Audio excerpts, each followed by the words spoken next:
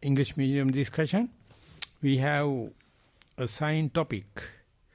We have an assigned sutta. But before going to that, I would like to know whether there are any other topics to be started with. Sukhe hantu.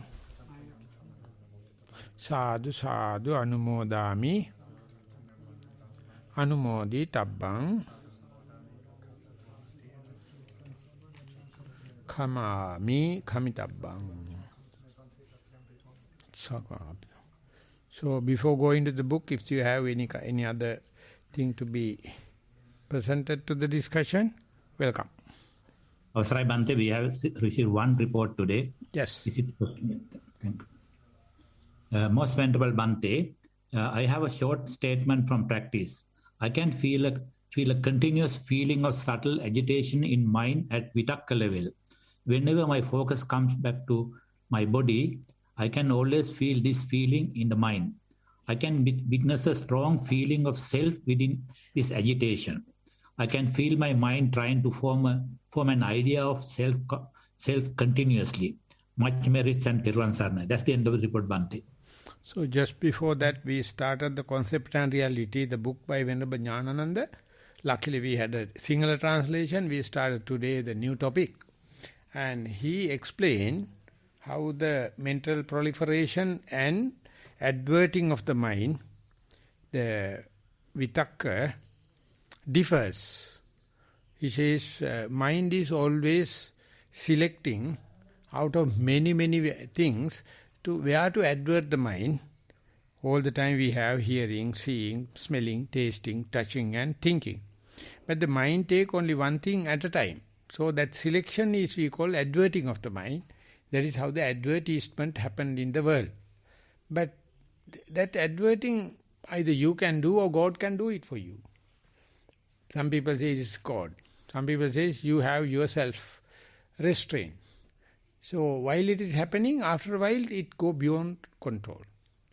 Just like a vehicle climbing down, not heeding to clutch and ultimately taken to the valley. So likewise, gathering the momentum beyond control, that is called proliferation, papancha. So beyond vitakka, it is not under your control. You become not the first person. You become you succumb to the situation. That's the point where the human culture, human language and the human proliferation overcome human beings. So that's a very prolific topic. That is what the Concept and Reality happens. So this is report also addressing to the vitakka and that beyond control, proliferation. So you can't think about others' proliferation, but you can take care about your own proliferation. So therefore, to start to see the proliferation, who Pandita Sayadaw says, when a generator is running at 1,500 RPM, you can't reopen in that, see how the electric is generating, because you will get shocked and die. So you have to calm down and stop the machine, then only you can see what is the generator part, what is the driven part. Whether it's diesel engine, no hydropower, and how the drive part and driven part. Then you can see how the cams are working, axles are working. So likewise, you have to slow down. So that's why we are sitting in a single place. Don't open your eyes, no talking, and just see what is happening. So then you can understand mind take up to the vitakka level where you have certain control, and then it jump over to the proliferation. You can't think. And there you can understand who am I. It indicates your directed dispositions, your character traits, your role model. We have fear for that. We don't like to see our real nature. It happens whenever the mind takes beyond control. So therefore you have to understand the threshold from where the controlling to the beyond controlling happens. So only our friends can do it for us. Only our mindfulness can do for us. Both of them are removed in the present day education. We are learning from the old people knowledge. We are not learning by colleagues. We are not learning by mindfulness. So that is a conspiracy in the present day education. That's a hidden curriculum. But again, it says after 200 years, it is wrong. So now, try to incorporate mindfulness into the education to see how the adverting of the mind happen, fairly under your control, and then how it go beyond control. Once it go beyond control, it's called papancha in Pali. Venerable Jnananda put it as mental proliferation. And some people put yet another word, Venerable Jnanamoli put another word, and some other scholars put different names. And Jnananda's, just we started the book today, it says mental proliferation. So therefore you have to understand where the things go beyond control. So that is the point, you can understand who am I. And who is understanding then? Understanding person is live up to the vitakka, but beyond vitakka, only understanding remains, there is no understanding person. So that is always under your very nose. You have to have a existentialism, be here and now. You are the teacher. Listen, now no one. So everyone is misleading you. So therefore, listen and then shut your mouth up, close your eyes and just see how much I can control, how much I can. It is beyond control. Knowing beyond control is only possible for the heroic people, not for the other people. It's a kind of brevity. It's a kind of a radical reflection to go. Let that go beyond and still observe yourself. I don't know whether what I am telling is communicable to the writer. So that is what I have to say. That you are in a real crux of meditation. Please continue and keep the vigilance open, keep the diligence open, keep the mindfulness intact. Continue to do the same, please. Hari. Thank you, Bhante. There's no more reports for today, Bhante. Okay, that's all for the reports are concerned. If there are no comments from the audience here, we can continue with the Pasura Sutta. Maybe I can just add, because I very much like Vedananupasana, and because I found it very complicated once things go into proliferation and to Chittanupasana, it can, one can find it hard to distinguish, what am I thinking about? Is this aversion? Is this dislike? Is this anger? Is this hatred? There's so many categories of Chittanupasana, whereas in Vedananupasana it can be quite, you could say, primitive or fundamental or straightforward or simple, of where I know I'm averse. So the mind is bending towards or it's bending away from the experience or the phenomena. And even sometimes we're not aware of what the object is. Like, what am I bending away from? What is the mind averse to? But I know there's aversity. I know that there's dukkha. I know there's suffering. I know that this is uncomfortable, unpleasant. So just even that primitive knowing that that the mind is deflecting or bending away from the object. I may not be able to exactly pinpoint the object. It may be obscure. Is it a sensation in the body? Is it a thought? Is it a memory? Is it something else in the plane of consciousness, in the field of consciousness? So, but just simply knowing that aversity or that displeasure, that bending away of the mind, that very primitive interaction between the mind, attention, and then the arising bending away of the mind from the object, whatever that object is very, very useful information, because on this kind of substrate of that averse feeling, then arises all the other proliferation of Chittanupasana, all the other different thoughts, like, I don't like that person, or I don't like this feeling, this sensation, this temperature, I don't like this, I don't like that. We add on the story of I, the ego, or the atta, and then we add on this, like in aversity, we always need an object to dislike. We dislike something, and it's interesting, like that at the state of Vedana, I may not know what the object is, But at Chitta Nupassana, at that level, it becomes like, oh, I don't like that person. So you may not have actually an adversity towards that person. You may just feel hungry or something like that. There may be an uncomfortable, painful sensation going on in the body, but we mistakenly label, oh, that person is bothering me, when it was something else, you know. And so I find Vedana very, very useful. And one of the definitions of mind, nama, is that it bends towards, or it bends. It's that bends. So the difference between rupa doesn't bend, rupa doesn't deflect. It's the mind that is bending and deflecting. And so when we have Vedana, you know, under our thumb, when we have manageability over Vedana, then we have a tremendous opportunity to have manageability in our life. So that as far as you presented this, I would like to say, Maha's system really explain when the mind is about to bend, what happened to your primary object. You can completely speak in terms of primary object, how is the vitakka is working, how it is going beyond vitakka, and the object become obscured. Object become, in-breath appear equal like out-breath. And then it's blur. It's become boring. It's monotonous. You get up and go. That's the crux. That's the point you have to endure. That's where you have to be mindful. That's the point where you have to be very vigilant. That's the point you have to be diligent. That's what you call tapas, the restraint. Just let that all go beyond your control, and it is like vomitish. It's like nauseatic. Just be. Just see. Then evolution can take place. So that part is explained by akara, the santahana, akara, sabhava. 3 stages in Mahasi system. And Pandita Sadhu was the expert, I found.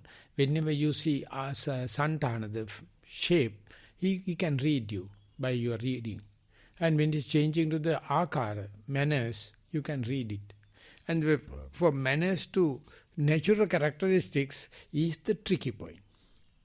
That's the point your object become unlimited. No boundaries.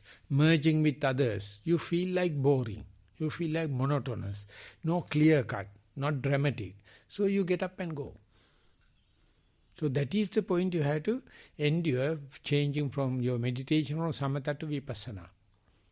Many can't endure it. They get up and go. I am very boring. People are coughing. Mosquitoes are biting. As he mentioned, hunger is coming. Uncomfortable. I can't. But that's the point you have to endure. And that is very, very interesting. And the Buddha says that enduring part, that is boring and monotonous, is the worst thing in the life. But understanding everything is the best thing in your life. Understanding that boredom. Understanding this lethargic feeling, understanding outcasted like, understand like no address. You can find who am I, where is the object, where is the mindfulness, what I am doing. Everything bizarre.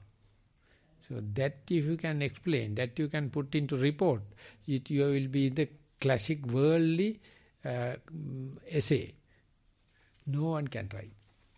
By that time you get up and go on, you find fault with the teacher, you find fault with the climate, you find fault with the food, you find fault with the this and that, and these things are enough in the world. Useless, bullshit. But instead you can say, I can endure. Even it's boring, I can. Okay, අරින්න පුළුවන් මෙතන අත දාපුවම යනවා ඉතින්. වහන්නකෝ ආයෙත් උනේ විතර වහන්නකෝ. ඒක බෑ දන්දර තමයි. දොර අරින්නකෝ ආයෙත්. ඉතල උඩට දාගන්න ඔය ෆ්ලැප් එක උඩට දාගන්න. දැන් වහන්න. දොර උස්සන්න පොර. දැන් දාන්න. දැන් ඇතුළට ගිහලා අත දාලා. අන්න. මේ කැටලා තියෙනවා දැන්. දැන් රිලව ඔක්කොම දාන්න. Okay. Okay, we are going to the Pasura Sutta. You may give an introduction. You gave last time the background for Pasura Sutta. That will be interesting because this is just the beginning of the sutta. Yeah, so again, there was a person in the time of the Buddha called Pasura, and he was an expert debater, and he would challenge people to debate, and he was very good at arguing and splitting and picking up a point and throwing it back at the person, and very quick-minded, very logical, very rational, but at the same time, like what he really enjoyed was this disputing with people, arguing with people, and trying to win and being victorious over them in argument. So he had ended up one day challenging the Venerable Sariputta to a argument, and then he was defeated in that argument by the Venerable Sariputta. So then this was related back to the Buddha, and then the Buddha gave this discourse on disputation and its futility. And so in the modern times, I find that I was trying to navigate and understand the current media environment, and this sutta is very helpful in looking at the kind of disputatious arguments that are happening in media, in politics, and so on, and gives us a breakdown and gives us a handle of the aspects of disputation, what is motivating people into disputation, into this kind of disputation, meaning argument for the sake of argument, just like you would see on the opinionated kind of section in the news, where instead of just giving you the facts and the basic information, they give you the opinion and the spin. So that's this sutta is addressing this kind of human characteristic or quality of spinning and opining upon things. So in that way, it's actually quite a lively sutta and very illustrative, and it kind of shows us how people haven't changed in 2,500 years. So I can quickly read over the first two verses, so to help people catch up, and then we'll begin the third. Here alone is purity, they declare. They say there is no purity, there is no purification in other teachings. Declaring whatever they depend on to be excellent, many are entrenched in separate truths. Desiring debate, having plunged into the assembly, in pairs they accuse one another of being a fool. Those of different convictions assert their argument, desiring praise, claiming to be skilled. So we'll begin today's analysis on keen on speaking in the midst of the assembly. Wishing for praise, he becomes anxious. If his assertion is rejected, he feels humiliated. Upset by blame, he seeks flaws in his opponent. So again, you see here the Buddha now is getting down to the crux of what is motivating these debaters. It is that they're keen on speaking in the midst of assembly. They enjoy the attention, they enjoy the fame, they enjoy the accolade, they enjoy having people listening to their whatever word comes out of their mouth. So it's quite interesting if you look at these newscasters, like they're not the reporters, they're not the people who are involved in the action, but they're sort of just sharing the news, and everybody's listening to the person who's speaking the news, and we misperceive, oh, this person really knows what's going on in the world, when they're just reading out from what is written in front of them. They actually don't know anything about what's going on. They're just sort of like a relay antenna. They're just reporting. They're just passing on the message. They're just messengers. But we mistake their speaking in the midst of the assembly for truth or for news or for illuminating what's going on in the world. And what this person is getting in return is a sort of an adulation. They're wishing for praise. And because they wish for praise, they're also anxious and nervous at the same time. So again, if we look at these TV newscasters, we don't see the anxiety, but if they're not drawing the numbers, or if people are not tuning in to watch their presentation of the news, well, then they can be thrown out of their job. And if his assertion is rejected, he feels humiliated. So again, they'll have these experts on the show, and no expert on the show is brought in to show up any of these newscasters as not knowing anything.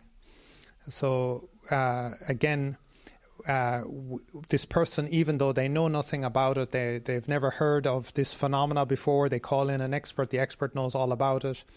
But this newscaster will try to ask some sharp questions or seem like that they know what's what, like that they're kind of a know-all. And if his assertion is rejected, he feels humiliated. So no expert will say that you're just a fool and you know nothing. Upset by blame, he seeks a flaw in his opponent. So again, they'll just say something back like, that's just your opinion and I'm entitled to my own opinion. So even though they know nothing, they're entitled to their own opinion. So this is a very ancient kind of argument that's been going on for 2,500 years. So maybe you want to comment on that first? No, not only the newscasters or the religious masters, all the same.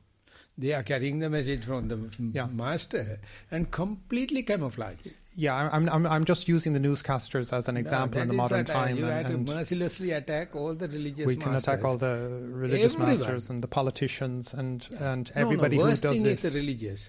Worst thing is because they are talking about the liberation of the people. Yeah. They are talking about the unknown. Yeah. So they are the worst lot. Yeah, of course. That is what Karl Marx and others told. They are opiated. That's why it's in fact like a parajika for us. Number 4 is to kind of make false pretenses and to try to entrap and snare people, and it's extremely serious. Yes. Yeah. So if you take the rogues behind robes, they appear like full of robes and all the kind of thing, adulation and all the kind of thing, but no, nothing. So no one challenge. So that is what all the time when I was there, when Dhammika was, when I was 26 years old at 1977, he told, be careful about religious masters. They appear like birds, full of adoration, and they are male lot. But the newscasters are basically females. They are full of facelifting and all the kind of thing, full of nervous. They are reading whole world within 5 minutes. And so you have to be alert in the newscast.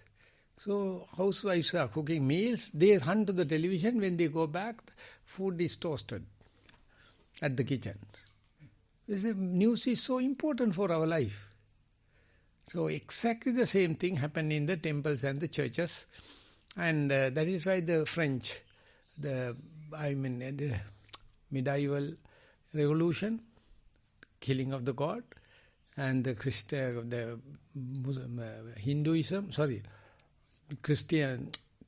communism came, atheism came. But even the argumentation is like that. The Buddha presented, not arguing kind of a theory, is still you can prove it by arguing itself. You can debate, no problem. Any debater can come, you can tell, you can just face to face. The Buddha never ran away from the debaters. Whenever Sariputta never ran away, but they are not debating type, they are not the initiative. But anyone come, I can face it. But this method is very nose, under your very nose, but debatable. So therefore it is not telling that they are debaters, so we are not going. No. If you have debate, please come. So much of people came to Buddha, came to the Venerable Sariputta. The way the debate went on, they understood something special here. Other debates are for the sake of debate. The Vivadapanna means for the clashes. But the Buddha's debate is not, but for the mere understanding, under your very nose, here and now. So therefore, present day, these two arts, one thing is religion, other thing is rational this thing, only the Buddhism can withstand. All the others will be disproved because it is not debatable. They are not happy with debating. They says, please accept. This is a holy script. If you are challenging, you are destined to purgatory. or the hell. But the Buddha says, anything you accept mere belief that is taught by Buddha, you are not my disciple. Everything you have to scrutinize. So therefore, we have this Dhamma discussion. We can scrutinize. These are very serious things. We are very minute, we have very little knowledge. But we are trying to touch it through one way is under your very nose. Kāyanupasana, Vedananupasana, Chittanupasana. The other thing is through words, through grammar, through the language. And this book is being translated by 5, at least 6 versions. Many people are different versions because they are very in archaic language. We can have a lot of interpretation. But Venerable Bhikkhu Bodhi, his translation, he took this book, the Sinhala translation, he said this is the best. Sinhala Pali scholars, and you are reading the third version or the second? Which one? Which verse? Which? First one? Third one, yeah. The first one I read, Ideva Suddhi, Idavadi Anti, Nanyesu Dhammesu, Visuddhi Mahu. Yannisita tatta subhang vadana, Pacheka Satchesu Putuni Vitta. Anyone associating your teacher or the founder, he says he is the only auspicious teacher. He is the only auspicious teaching. And rest is wrong. He is teaching about purification, others are wrong. That's why you become a disciple of that particular master. The second verse it says, Tevada kama parisam vigaya balang dahanti mithu anyamanyam vadanti te anya sita khatojang pasansa kama kusala vadana. The person who arguing, debating, go into the group or people and tell you are inferior. Your argument is not rational. Likewise, always telling find fault with others. Anisastru adi nasruglo prasad. She wish everyone tell that you are the best. You are the learned. You are the contented. Like he expect praise in the debate. That's why they are very tension, as he tried to mention. So argument is not for the facts, but just to win over the others. So that is how the tension develop. Number 3, Yutta kathayang parisaya majhe pasansa michcha vinisati bhoti apahatasming phanamanku bhoti nindayeso kujjati randamesi. He is very happy. He is very happy to have phrase, only phrase. That's the way he is coming to the debate. But still he doubt whether the other person will win and may suppress me. So he is, don't give any chance. So try to have only win-win argument. Vimansakayan visin ohu ade bahara karatme makwe. When someone is giving a counter argument, he become very shy. He become very inferior and backwardly. Pilimalluge sidaru soyenes he nindayen koopete pamina. And then he says his working habit style is no good, context is no good, grammar is no good. Likewise he find fault with others, and that part come out of wrath, the anger. So this is how the debate, as he mentioned, it's a all subject, all art, 2,500 years old. Exactly the same today. So it's a joke. People make today is the end of the day. End of the world. Corona is worst. Economic crisis is worst. Nothing happens. Nothing happens. World is the world. So what you are going to say? Okay, I was just going to say that's the translation by Jnanadeepa Bhante. Jnanadeepa, Jnanadeepa. Yes. The Danish. Touch it and see. I was just going to say. Good. I was just going to say that the translation by Jnanadeepa Bhante uses a different Pali gata, And then if Bhante don't mind, I will just say it in the Pali, and then I will say the translation by... You know Pasura Sutta? Are you sure? Pasura Sutta, yeah. first, second, third. Yeah, three, the third three. one. Yeah, third one. Third one is different than the one that you read, but the first two was the same. The translation or the Pali you are the talking? Pali. No. Yeah. Pali cannot be. He must be definitely following this. Please read the Pali in the third, number 3. Yuto katayan parisaya majje pasansamichan vinigati hoti apahatasmin panamanku hoti nindaya sokupati randamesi. Yeah, it's exactly the same. But when you were reading, I heard something different. Maybe. But I was your voice also not bad. Good. Give that. And then this one in the English translation, it says, engaged in dispute in the midst of the assembly, wanting praise, he becomes anxious. When being refuted, he becomes depressed, which is different than the other one that said humiliated. And then when blamed, he gets irritated and looks for a flaw. Yeah. So exactly the idea is same. Details you can go by words and kind of thing, but they managed to give the general translation.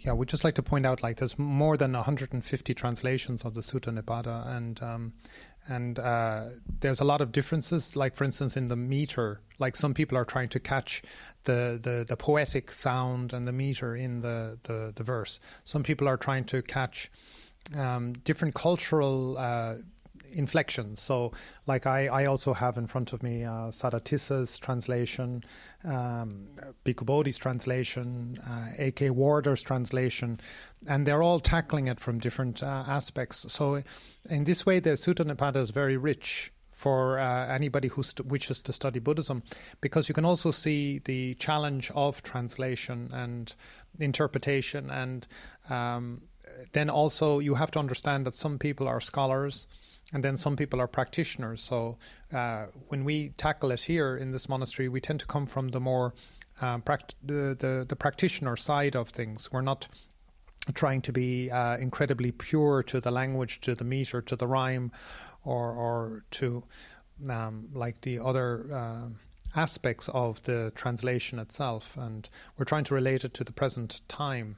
So so when I'm talking about the news media or something like that, it's just something that I feel is very strong in the current moment. Maybe Venerable Dhammajiva sees it more in terms of religious debaters, but for me, I see how media is confusing a lot of people, and politicians and these not true leaders are kind of spinning things around and confusing people. So in that way, it's quite lively. But again, we may not be quite precise to the exact word of the Buddha and the time, because again, the Buddha was giving a precise teaching to the people of that time, of that place. It was a detailed prescription for that time and place. It's not a general prescription as such. So something not directly connecting, I would like to present some ideas from Ouspensky or the Gurdjieff. And one day Gurdjieff go to a Mr. G.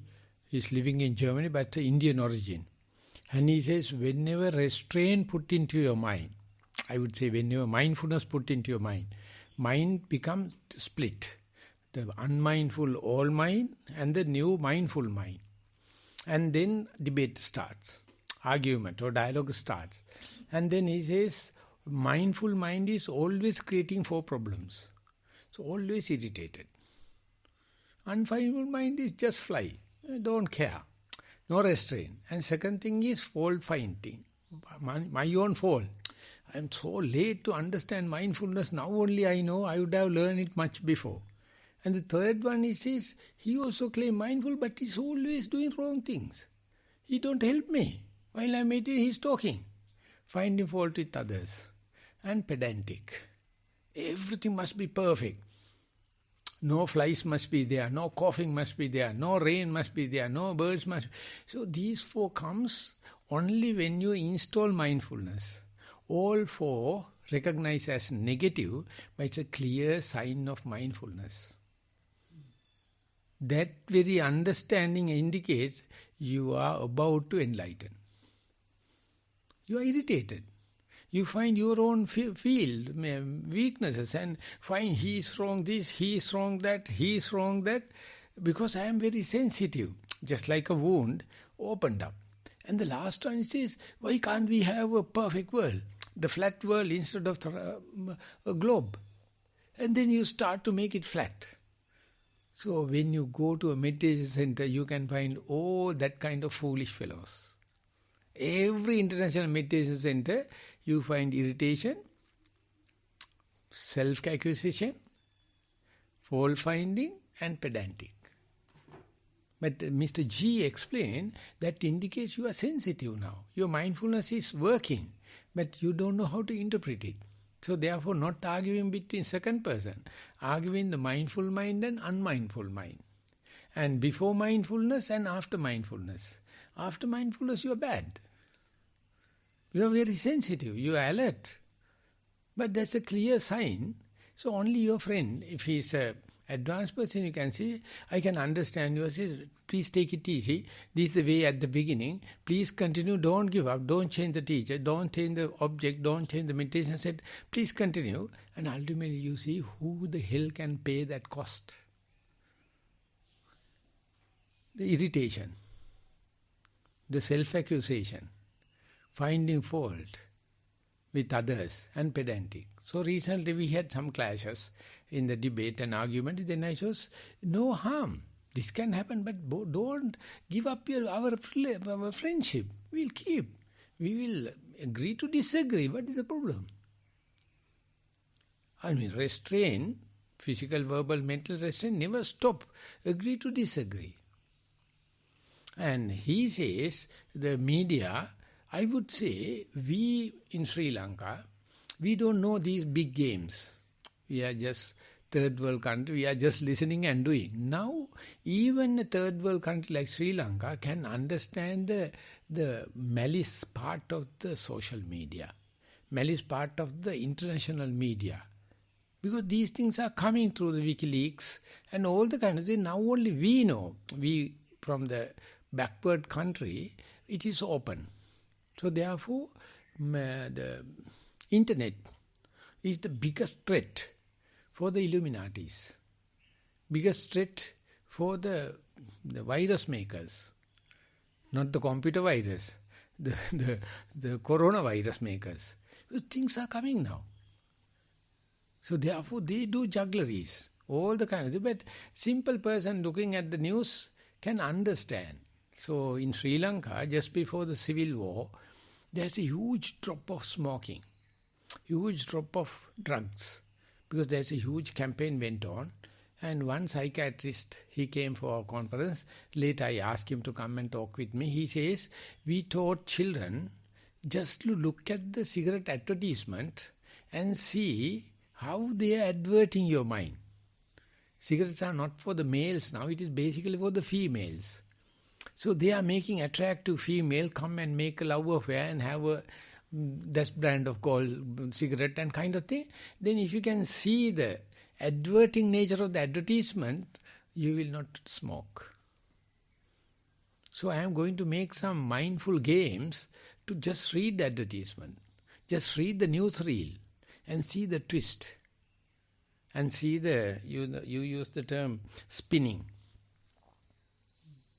They are very good speakers, very good language, nice flow, well thought about. But by looking, you can see their intention. There is something throbbing, pushing into you. You can switch off the newsreel and go. When Jnanarama says, you must never bring newspapers and other thing into the monastery. It's full of filth. No radio, no television. But of course with the 4G and all the kind of stuff, you can get to the internet, everything. But these things are just twisted. Pandita Sayadaw says, even if they are there, if you are mindful, you know that you can understand the malice. So therefore he says all the meditation masters look into the newsreel. Because government is banning all the news. At that time also at the army government. He said, just read. But they are BBC and others they give news. So, but he says, and Vivekananda was my best friend, and he says, no, monks are looking at the bad things. Then I told, if they are meditated, they know how to tackle bad things. Not by not looking at it. Look at and see the malice. So therefore, look at the advertisement and see how they are twisting, how you advertise your mind.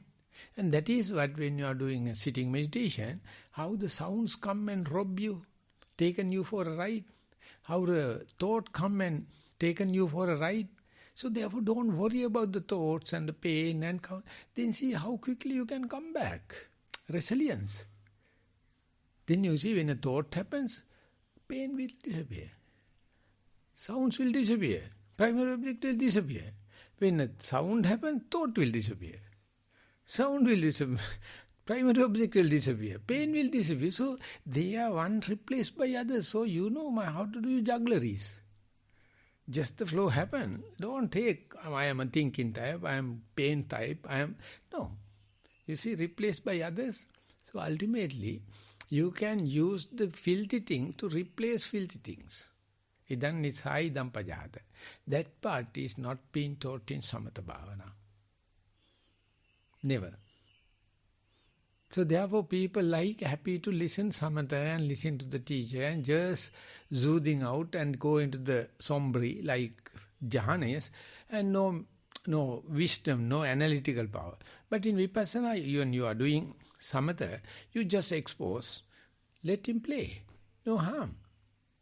I can replace it by another thing. So therefore in the emotional types, 6 emotional types Richard Davidson presented. The first type is called resilience type. How quickly you can come back from the adverse situation to the normal mind. In sitting, how fast you can come from the wandering mind to the in-breath and out-breath. Or rising and falling. When you are walking, sitting, seeing things, hearing, everything happens, never mind. Don't grumble with them. How quickly you can come back. And yesterday we had, today we are in a retreat, 40 monks. Not all 40s, but 20 monks and 20 other spiritual teachers. Yesterday, first report. I can read today. Yesterday I told, don't talk about the wandering mind. Just see how many steps you can do, how many breaths you can do. And they are gathering so fast. Third day, fourth day, I can ask how quickly you come back to the primary object. Exactly you can tell. Otherwise, completely they are teaching bullshit at their colleges. So government took a decision, each and everyone must undergo a retreat. And at the third day, fourth day, they are so quickly catching it because it's an endowment, it's a human endowment to have resilience. So nothing that arguing and second party and they are coming and putting dirt into your mind, no problem.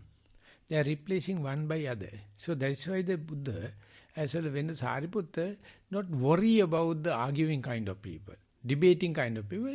He can disprove by debating itself. But Theravada, usually not provoking thoughts, not provoking debates. So when Pandita Jnanarama, never. If someone comes, he just calm down. But to Pandita Sayadaw is not that. If you go, he will punch you. Otherwise he will just say, be rising and falling, just be mindful. But if you come, he has weapons. He never show. So there's one Swiss monk, and he says, he has a lot of methods, Bhante.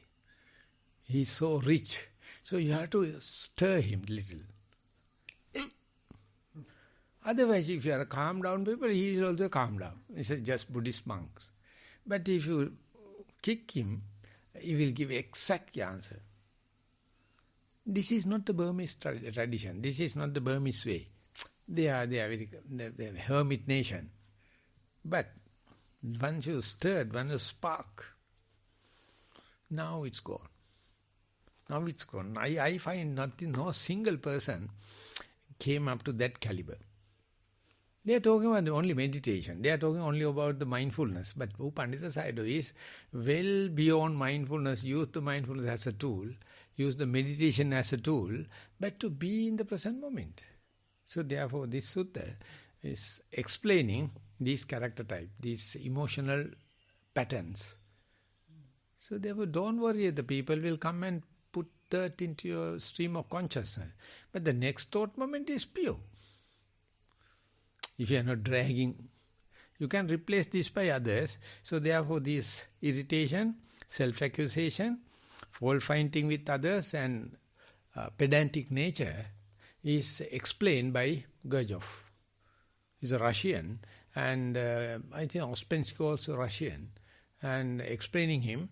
So it was quite opening for me.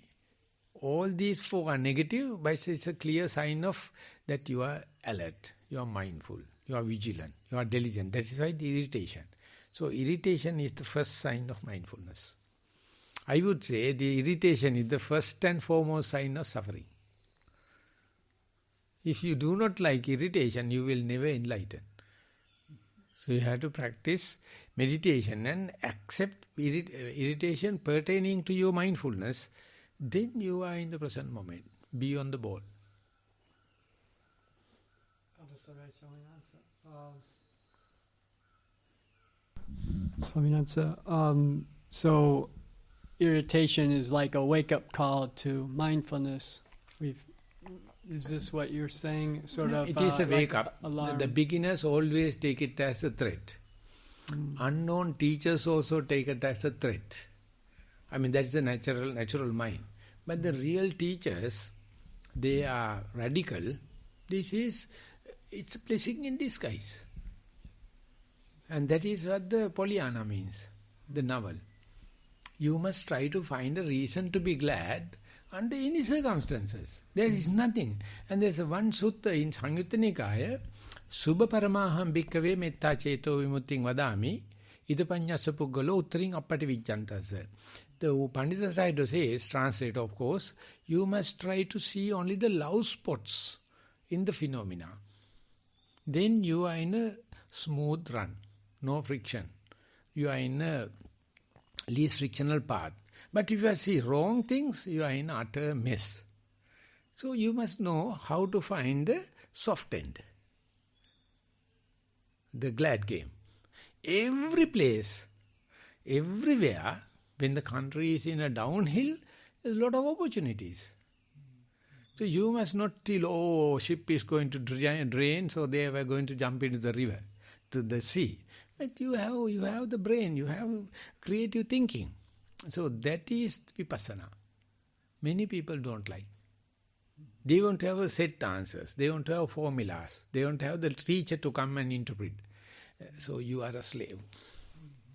Though if you know the irritation as a blessing, you are the master. You are already enlightened. On that moment. Next moment again you may be a slave. But next moment also you must keep vigilance to how to ride the wave. How to be on the ball. If we have mindfulness, we're in the driver's seat. We're not being dragged away. You are not the chauffeur-driven car. Yes. You are in the driving seat. And not only mindfulness, it's a mindfulness and the wisdom. Wisdom is a natural outcome of the continuity of mindfulness. Wisdom is the person is doing things. And then mindfulness taken the chauffeur-driven ride. So your mindfulness giving the opportunity and let the wisdom to run, and mindfulness happy to give the chance and go and retire. So those who do not know mindfulness always at the helm, they mess the trip. Did you get the point, or am I misleading you? Wisdom if wisdom takes over without mindfulness, then... No. When the wisdom taking, mindfulness must withdraw. That is the part we are missing. Could you say again? When the mindfulness is continuous, wisdom is naturally come into the chair. Wisdom become prominent. Then mindfulness must withdraw. That is the part we don't know.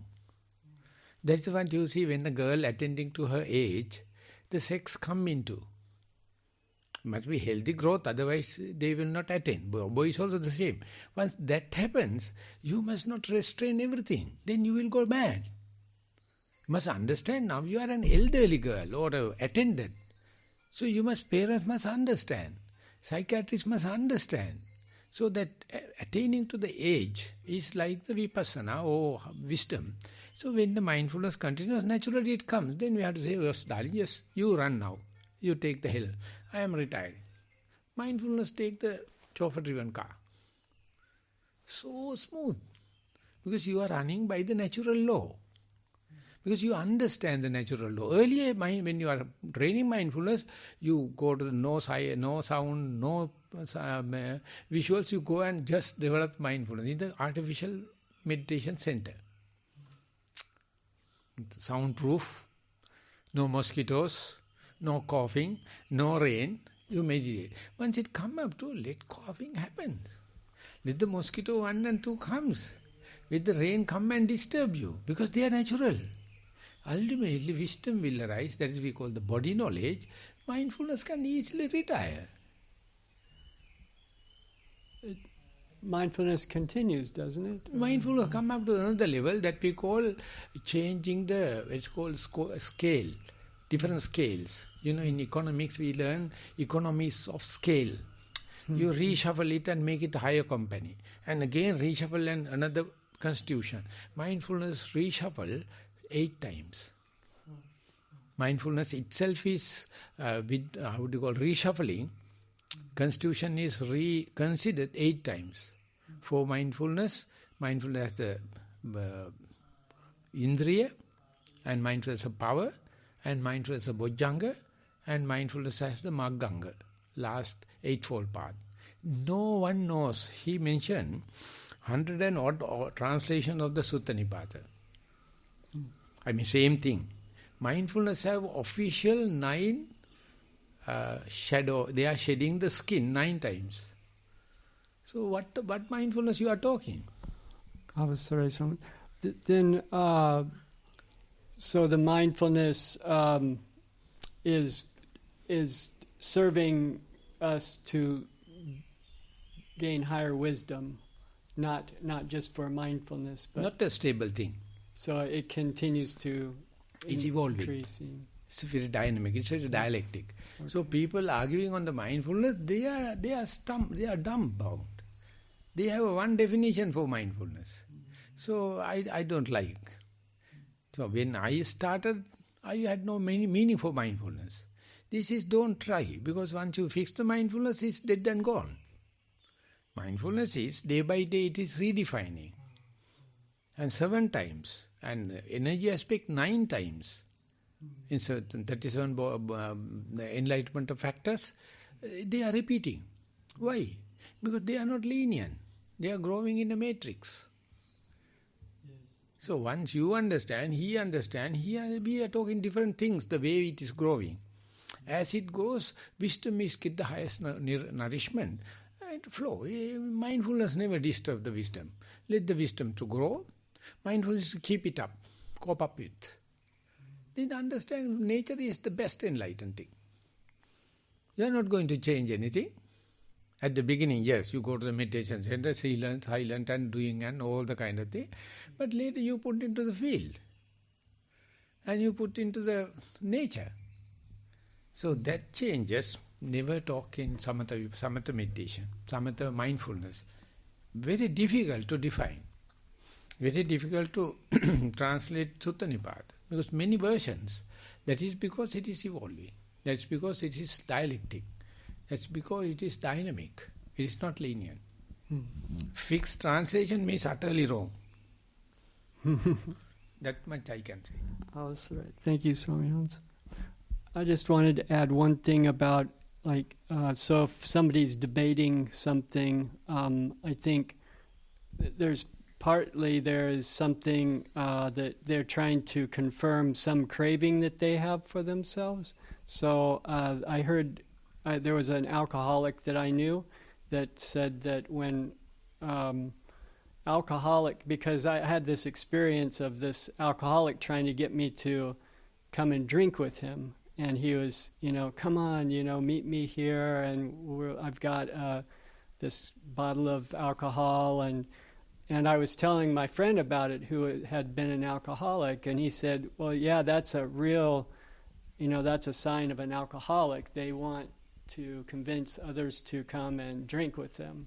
It's because they're very, maybe they want the company, they want to be right, they want, they want to raise themselves up to feel good.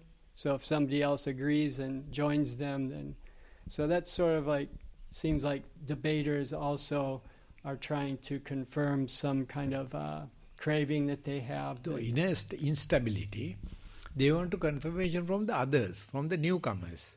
Though science also exactly the same. You may not be agree with me. Science also completely, it is talking about bullshit, nonsense. Day by day its definition changes. Many people come, science become well established. But ultimately science is disproving science. 3 months time, 6 months time, everything is disproved. That's a good sign. So there is nothing called science. So that is the good part I found, because now they are changing about the mind science. Then that's the end of the science. Nothing fixed. That is how the quantum physics came into being. And now it's growing. And now it's coming to the Buddhism also.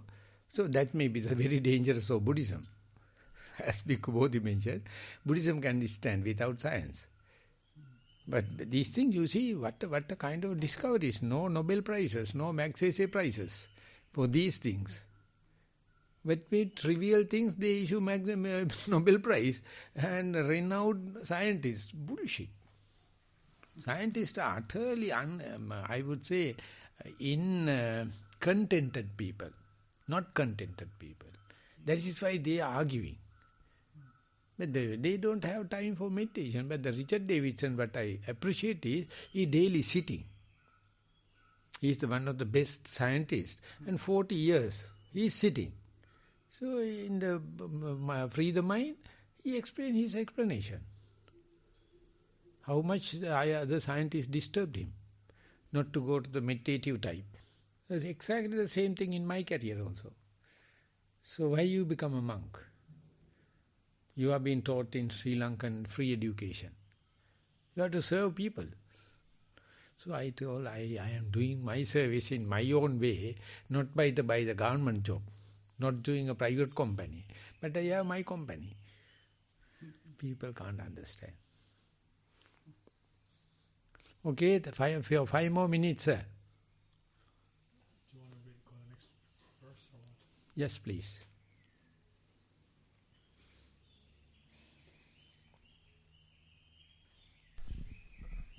So if, the next verse, if they say his assertion is defective and the judges consider it rejected, the loser laments and sorrows, he moans, he surpassed me.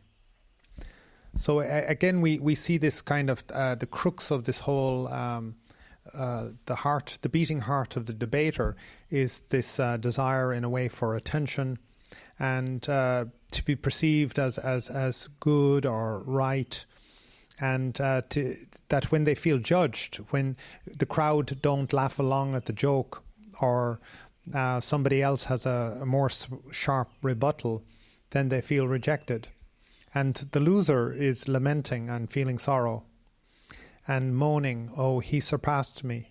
So again, this stanza is just illuminating further into the mind state of this desire for fame and gain, for popularity, to be perceived as wise or as knowledgeable or as correct. And then this judgment, these judgers, like you see on, I suppose, these reality TV shows, there's always a panel of judges and then the audience gets to vote and they vote out the person and you have winners and losers. And in the striving for wisdom, to have your fault pointed out by a wise person is a great gift.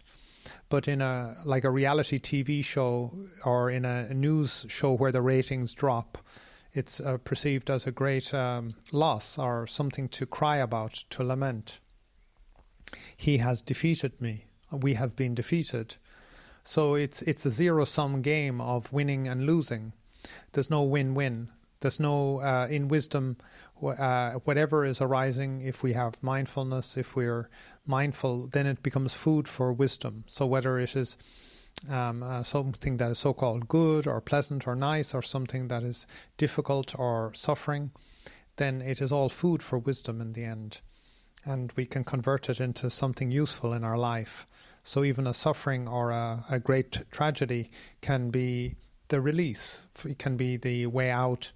And so again, if we think about many of the suttas, we can think of the great sufferings experienced by some of the individuals in that time. Some of the arahants had very smooth paths to enlightenment, and some had great difficulties, incredible tragedies. And that was the food for their wisdom, for their enlightenment. So of course we wish that everybody has a smooth and easy path to enlightenment, to wisdom. But even defeat, like in this case in the debaters, that for a wise person is a great thing to be having, to be corrected, to have pointed out one's fault. And in a way, this is the basic quality of mindfulness, is that it shows up our own behaviors. And hopefully we can learn to see our own bugs or flaws as features of who we are and what we are, and that nobody is perfect. But it isn't the path to become perfect, to become an arahant. It is just simply the path to become wise and to understand and know our imperfections. So here again you see this, the heart of the fallacy with the debater is that they feel that they must win, and they must be popular, and they must be judged as correct, or else they are crying and sorrowing and they are complaining that he has surpassed me. So in Dhammapada it says, Sakkochimang, Avadimang, Ajinimang, Ahasime, he blamed me, he win me, he told me, therefore I am completely lost like. So then when I started mindfulness, I never read the Pali canon because I was not aware much of the Pali. I learned the English translation. Ken Wilber put that as the choiceless awareness. Whatever coming, you just be aware, don't be judgmental. And evenly suspended attention. So it gave me something, because I am a dirty fellow, I was a bad boy, and he's don't judgmental about my. So all the elders in the group never asked me my history. So I was, what a wonderful thing. We are spiritual people. I am the youngest. When I go there, I know how dirty I am, how opportunist I am. But this is, no, that's the way everyone is. I don't know, you are something wrong. But this is, we are learning choiceless awareness. 3 years. Now, of course, 30 years, more than 30 years, choiceless awareness. No one can, because everyone is choosy. They have their own choice. So they don't know that's the one leading to hell. That's what the satanic. So we being friends, I can tell him directly. He can tell him directly. Of course, 1 or 2 days we are not looking at each other's face and we will behave like not happy. But after again the resilience, again recovery. So more the worst, more the turbulent, more the storm in the ship, very colorful journey. Very colorful journey. So I am now, I am almost 70 years now. So now I am reaching a very, very colorful area. People are fighting. I am also part and partial. But nothing hit me, nothing come and disturb me. Definitely they know I am a part and partial. But this is Bhante, you are high fellow, you are on top, you don't feel. No, I feel everything. I feel everything. But how to, not to be judgmental. I am not 100%, I am telling you. It's gathering the momentum. I see a lot to learn. Evenly suspended attention, suspended decision, choiceless awareness. So when I talk like that, Sri Lankan monks, they say, you are not talking about the Buddhism, you are not talking about the Buddhist mindfulness, you are talking something borrowed from the West. Never mind, it is helpful for me. So I am comparing with, I tried Venerable Analayo's book, Mindfulness and Satipatthana Bhavana, and he was writing the PhD while he was coming here and we were discussing. And the second part, he always tried to see the early Buddhist thoughts of mindfulness and the Western side. And Bhikkhu Bodhi is a little cautious about the Western interpretation. But I am a bumpkin coming from Sri Lanka. The Western one give something new, dynamic translation. So anyone arguing, I don't care. I don't care whether I am winning or losing. Because he is giving another aspect, another view. And I will present you, I am preparing it now, in Mahabharata. You know Mahabharata? The Sanskrit Indian, the canon. It says Arjuna and Vishnu come together, and Arjuna now has to shoot his all relatives. Vishnu is the charioteer. And he says, you have the ability, you have the arrow, you have this thing in your arm, get the full-fledged and shoot the fellows, everyone to suffer. Then Arjuna is asking, are we going to go to the Supreme by that, or I believe you? Are you representing the truth? Is this the truth? He says, truth has two facets. One thing is, no examples, it's the 100% theoretical maximum. That you can't go, darling. Believe me, I am representing the truth. Believe the rituals. Believe the idols. And then easy way. The ultimate truth is difficult. Leave it aside. Take me into grant and I am the representative like. Then onward, Vipassana gone, Samatha came into being. This was Bhakti Marga and Dhyana Marga. See, Dhyana Marga is difficult. So why don't you come to the rituals? Do it in a slow way and shall we go to in the last bus? Don't rush. So I am learning how that same thing happened to Buddhism. Everyone talking about the Samatha, everyone talking about the Karuna, no one is talking about the Vipassana. It is minority. Never mind, it is always minority. But it's not impossible.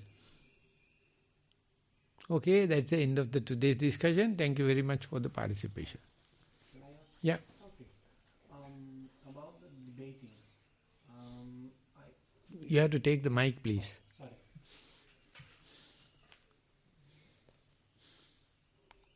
Thank you.